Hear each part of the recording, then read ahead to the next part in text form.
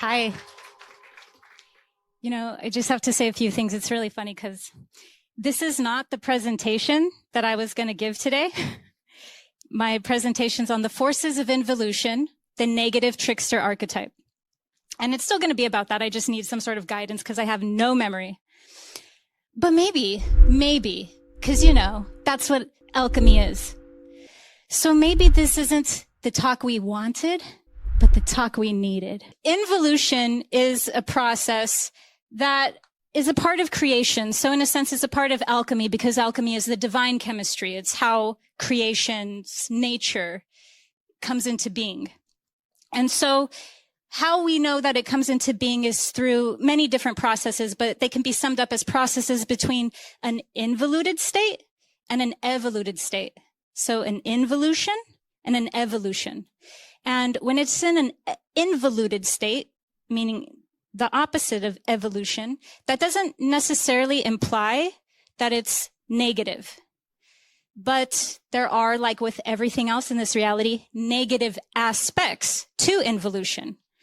And so involution in its most positive sense of the term can just be seen as the outbreath of creation. We're immersed into our creation.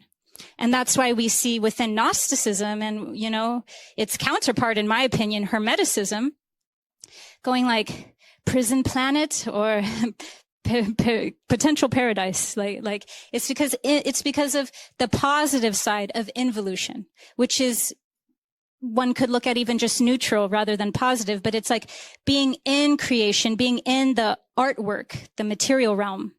So we're so immersed inside the artwork. It's known as being like almost a meditative state, like when you're doing something you love, so much so that you forget about time.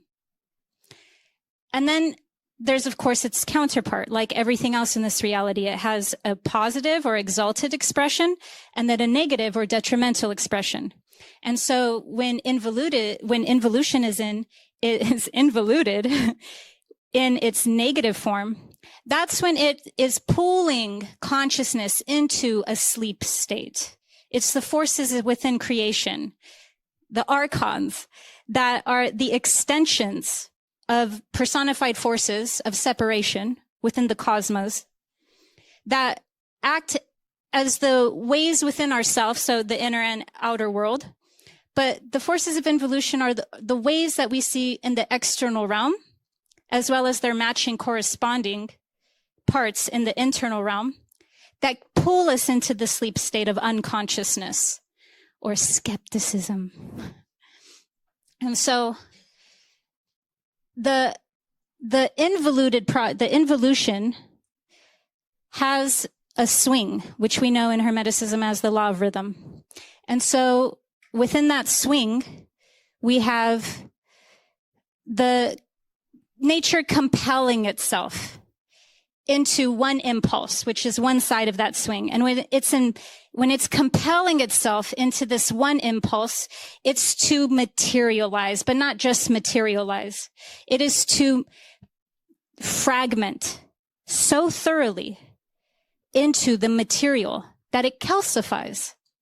And so really involution, in its worst, most negative interpretation of this esoteric term, is to calcify. It is to disconnect one from spirit so thoroughly that it looks like Mars, which is why some people are obsessed with Mars. So the first wave of ascension. Everything happens in waves. Consciousness evolves through spiral dynamics that are expressed in the form of a wave. The wave is not the water. The water merely told us about the wave moving by. Do you get that? The water is just the medium. The water wasn't like, oh, the waves are from water. No, the water is showing us what's happening beyond the water. It's showing us what we would see beyond the physical, beyond the calcification.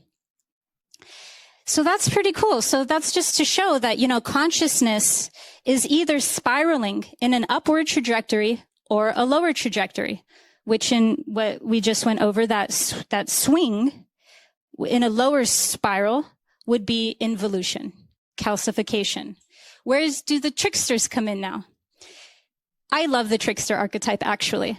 It was hard when I was making the original presentation, just because I am a trickster archetype.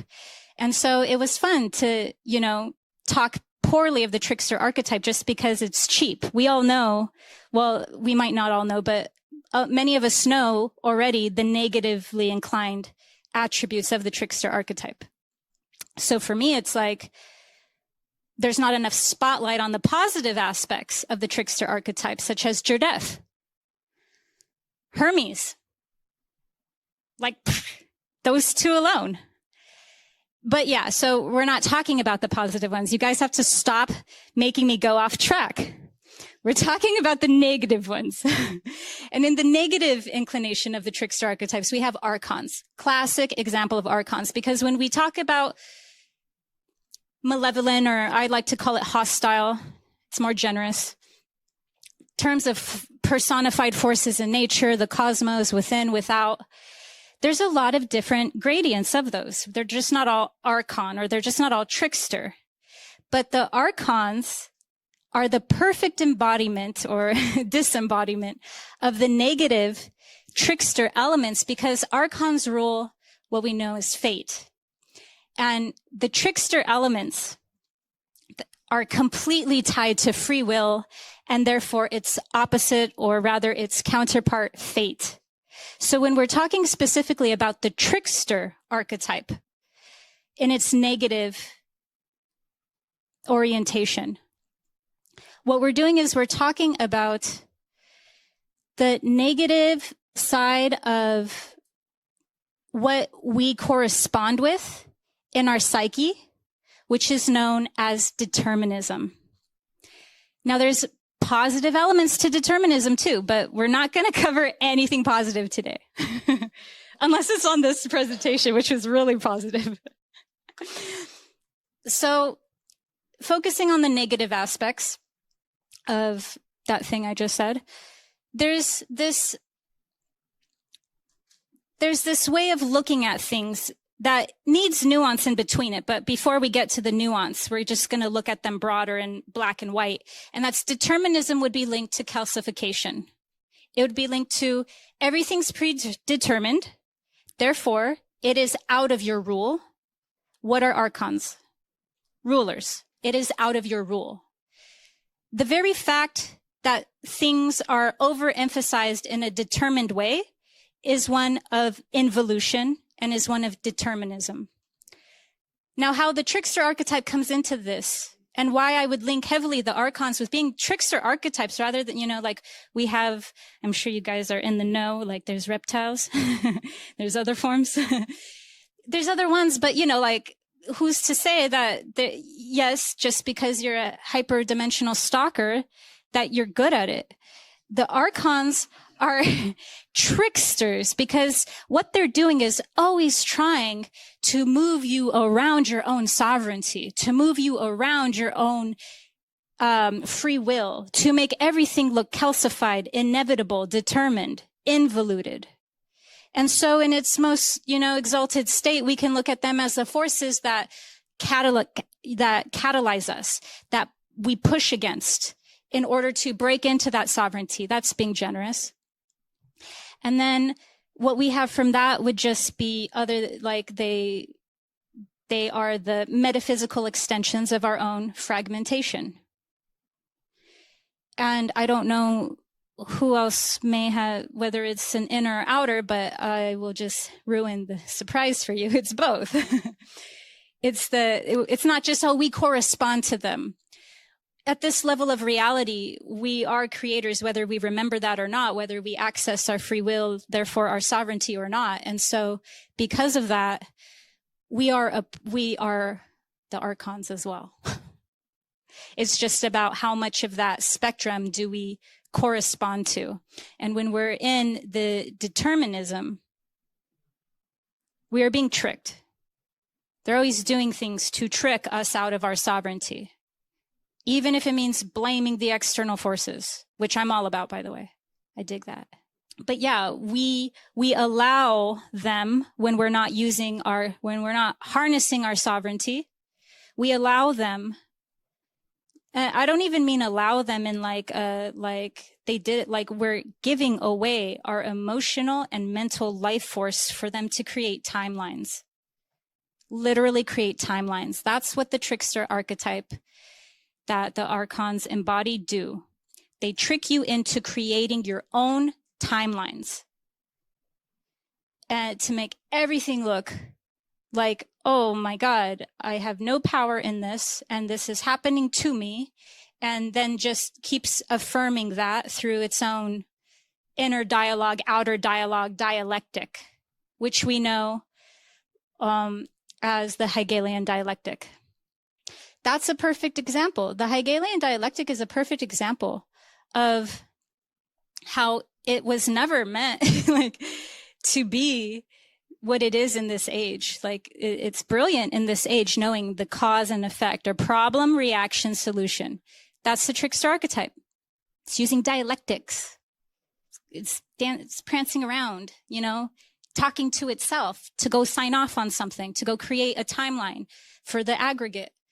That just once again goes further and further down into looking like we're not creating anything at all. And it's because of that powerful dialectic that's done within our inner and outer dialogue that's going on. So when we're not in our spiritual sovereignty, we're in the forces of involution, calcification, which is to make it look. What's calcification? Like even if we're just looking at it visually, it's nothing. It's inertia at its like highest embodiment. It's like that. And because of that, we have this notion, we're getting affirmed through that notion that we are that, and we are simply the observer of whatever is being created. George W. Bush said that in one of his talks one time, because, you know, they like to say things just out in the open and laugh because they control the media. So they say things and then they laugh because it's like, I could even say that. They even do that. They do talks where they go, look, I'm going to say this. I just said it and nothing's going to happen. So in one of those talks that he was doing, he was saying, we're just going to keep creating a reality and you're just going to keep watching it. And then we're going to do it again. And we're going to create that reality. But yeah, so let's see what's on the next slide. Gaia's ascension. This is what they don't want us to have. The same way that airplanes require ground acceleration for takeoff, Gaia's ascension is actualized through emotional and mental catalysts that disrupt the existing level of consciousness until it reaches the next octave of consciousness. The catalysts and disruptions are meant to reorganize our mental, emotional, and etheric template so that we can integrate more of our multidimensional self. So this is what they don't want us to do when it comes to being able to use these catalysts that they give us. And I know that there's so many varying degrees of motive, right? I don't think anyone in the conscious and spiritual community actually disagree that this is being done. If I'm wrong, I just have not met somebody that disconnected from reality. But what is up for debate is what people think the motive is. It's like, is this for our highest ascension? This is all for it's to awaken us. Or it's completely on the opposite end of the spectrum. And people go, no. This is like prison planet. But yeah, within that spectrum is free will. That even applies to what's being done. Free will applies to what am I going to make this mean without whatever the hell George W. Bush was saying. So when we decide what it means, we're an alchemist. Because we go, you know what? These are disruptors and catalysts to reorganize our mental, emotional, and etheric body and template. And so I have my own theories actually as to why a lot of people are in the skeptical vibration. They're vibrating at that level. I think that when we split into such a polarized state of dimension, that there's naturally going to be, I don't think the Gnostics said it like this, but the Gnostics said this, there's going to just naturally be different divisions of consciousness. And some of them are going to resonate and correspond with the like attracts like corresponds to like. So within an inherent division so thoroughly into physicality, there's going to be even the split in consciousness. And that split in consciousness would be some can only correspond with involution, while others can only ever take whatever is being handed to them and turn it into gold, no matter how much crap it is. But that's just my theory. Let's see what's on the next slide.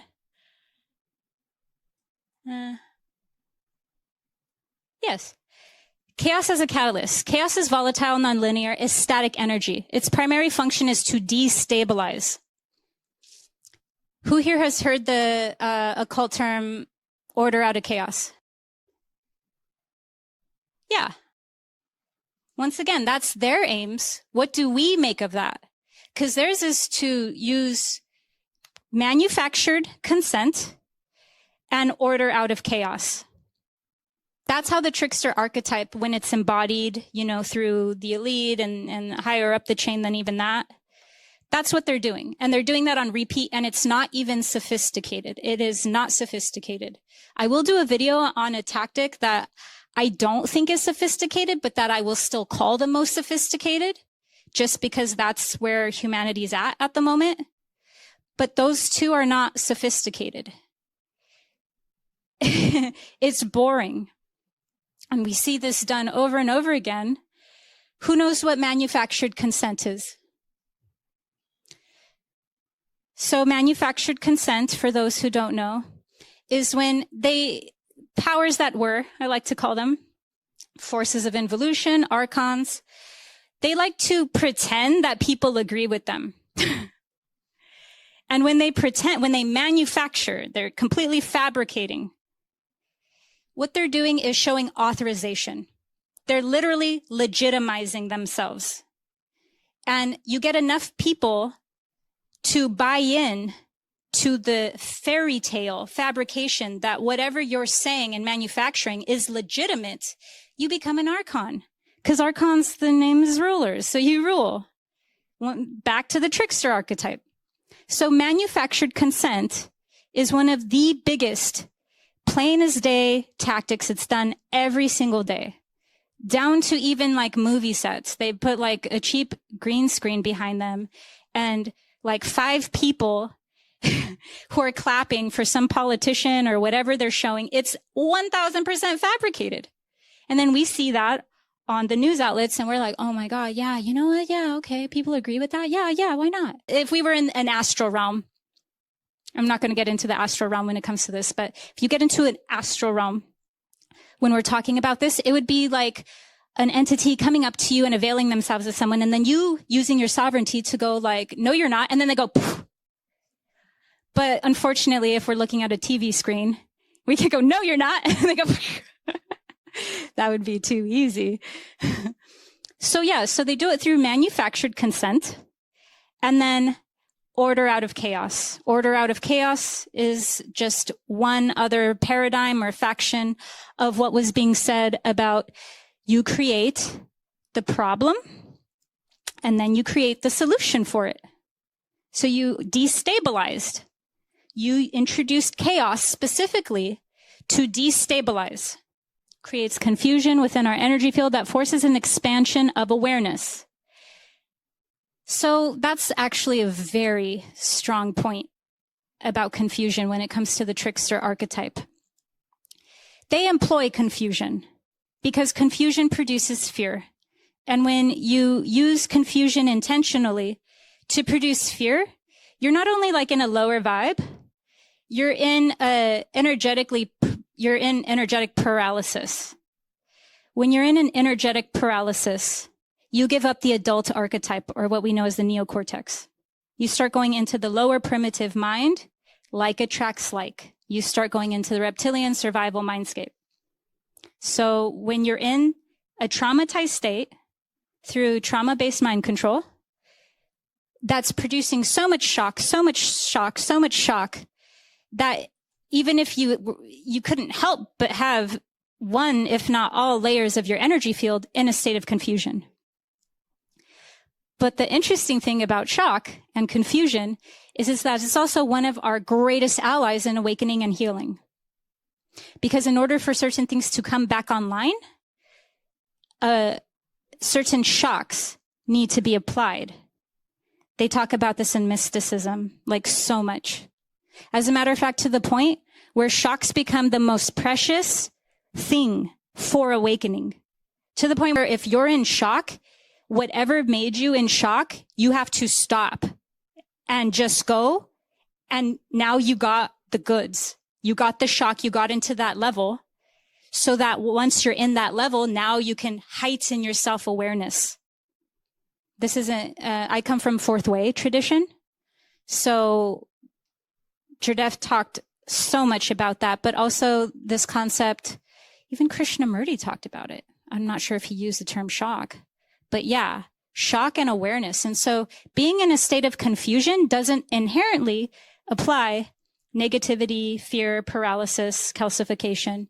It just can be used that way.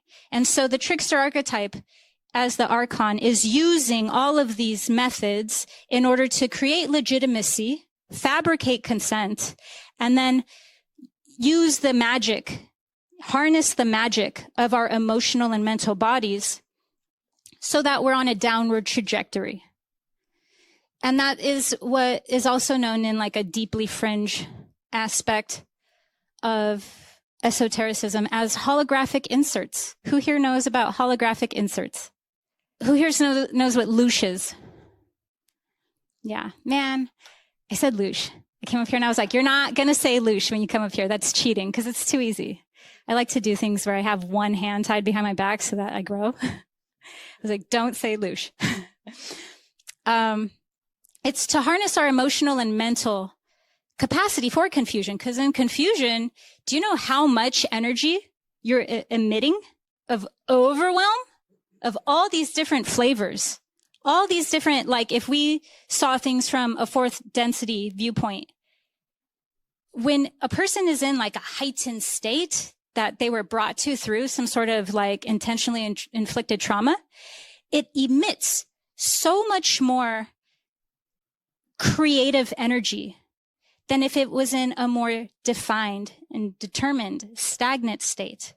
And so confusion is the doorway. It's like the prep. You need confusion because that is prepping to get into the portal of the subconscious. And so they infuse confusion so that there's this shock, because then enough of that just opens the door to the motherboard of ourselves, which is our subconscious. And when you're in the subconscious, now you start playing with the keys and codes of reality. And those create what we know as holographic inserts, or just another more easier way of explaining them is Mandela effect, timeline shifts. Timeline shifts where you're like, wait, what? Where they weren't like larger timelines. Humanity ultimately, when we're in our free will, creates larger timelines. And so getting into the subconscious is the way to create holographic inserts, or what we know as just, not long-term, not powerful, like if we use our free will, if enough people are in their sovereignty, no matter how much effort they put into these, the time of these inserts or jumping of timelines would be way shorter. But it's because they manufacture consent that we're on them longer and they look realer and they look more calcified, meaning more inevitable, more determined. And I'm not saying like, oh my God, you guys, fear is creating that. And if you just love, then it won't happen. But what I'm saying is that that's how they do it. They do it the whole way where they go like, okay, it's going to be done. And then they test the field. They got permission. Okay, now we're going to put this out. Okay. Oh, got permission. So the manufactured consent is grandiose.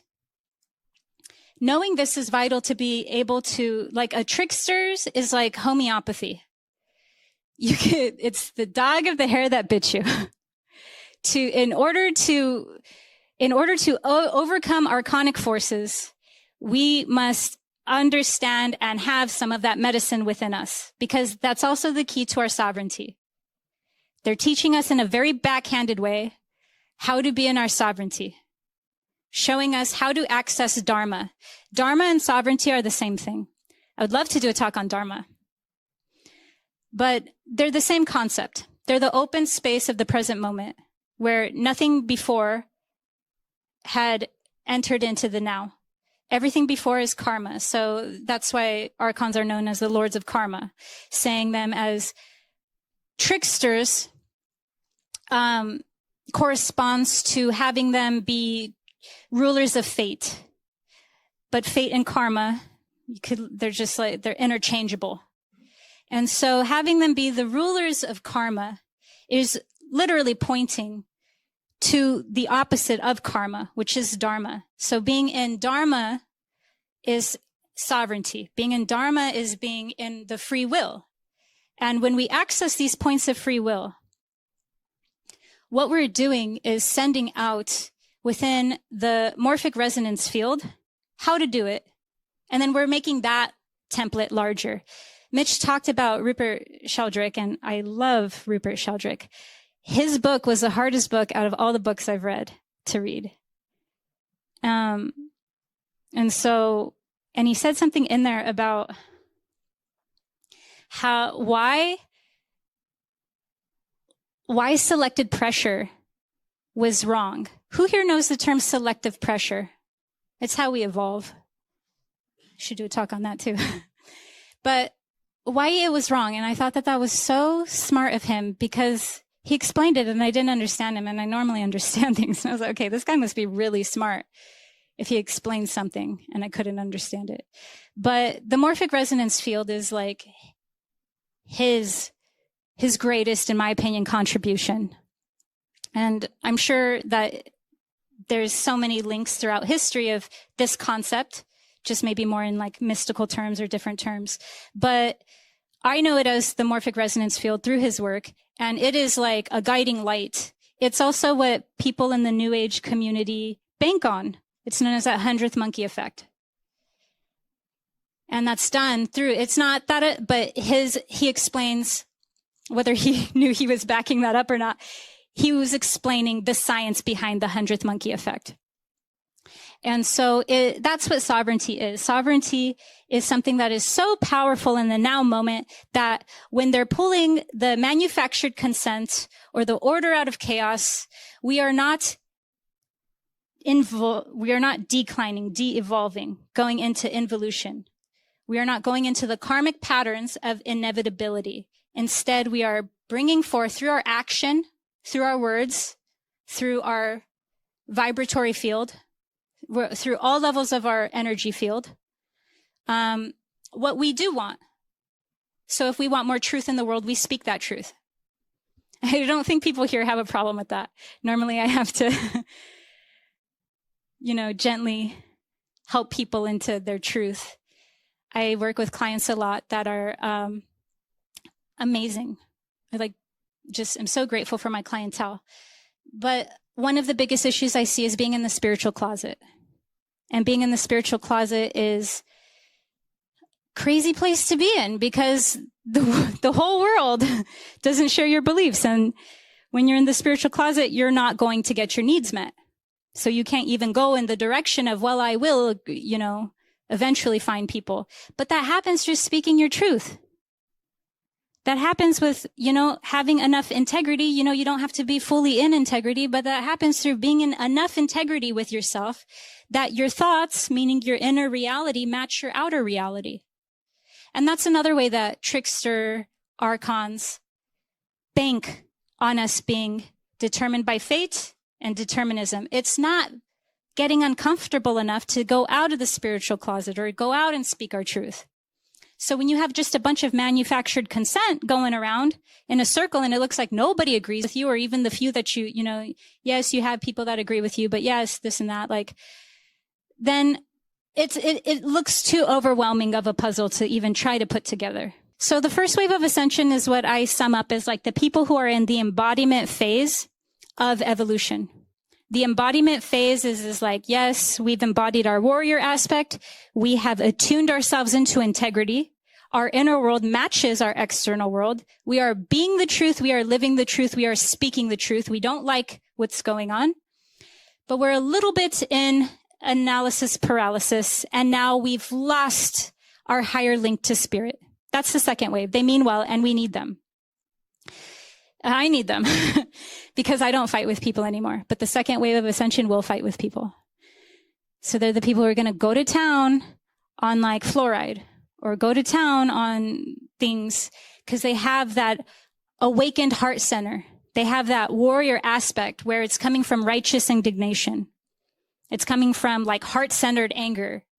I know anger is portrayed a lot of times as being unspiritual. I'm trying to work on that, just like black. But anger is actually the most appropriate response to living and coming into an extraordinarily ingenuous world. And I don't know how other people do it because I'm angry all the time. But it's because of that. It's because I'm insulted. I know even being insulted doesn't sound very spiritual, but I'm constantly insulted. That's because I know better.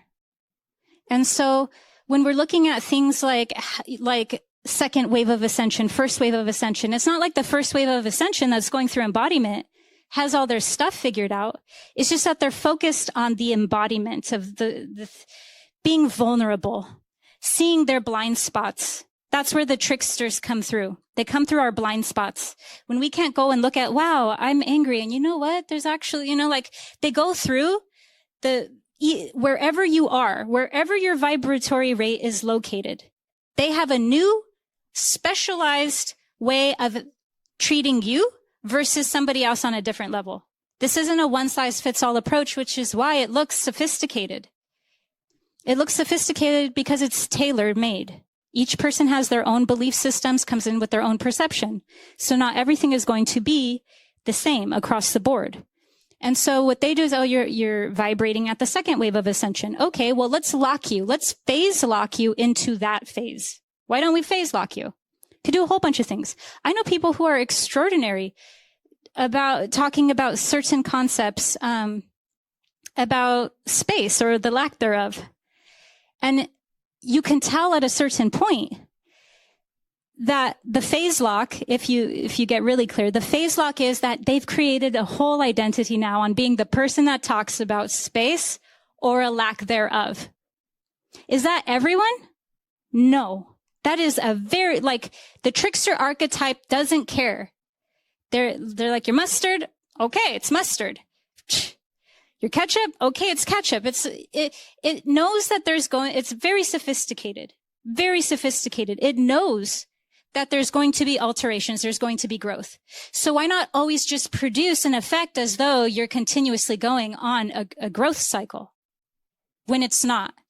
And so that's when we go inward. So what I would call the first wave of ascension is when we go within to go figure out how the Archons are using our internal world to phase lock us into whatever we are strongly identified with there. I mean, to the point where, you guys, I'm almost like this much over the term alchemist. And I've created my brand on it. And I'm like, shit. Because I am so not okay with phase locked. I'm like, I'm game. What do I got to see today? There's this funny spiritual meme going around where Buddha goes, and once I realized I was cringe, I was liberated. And it's like, yeah. Because the external is real. And I already broke down how they do the external dance. But the internal, because what do we do with that? The internal is, where am I cringe? Oh, that was so cringe. That was so cringe. Because that's how you get out of phase lock. That's where they can't get in. That's when you're sovereign. Thank you guys so much.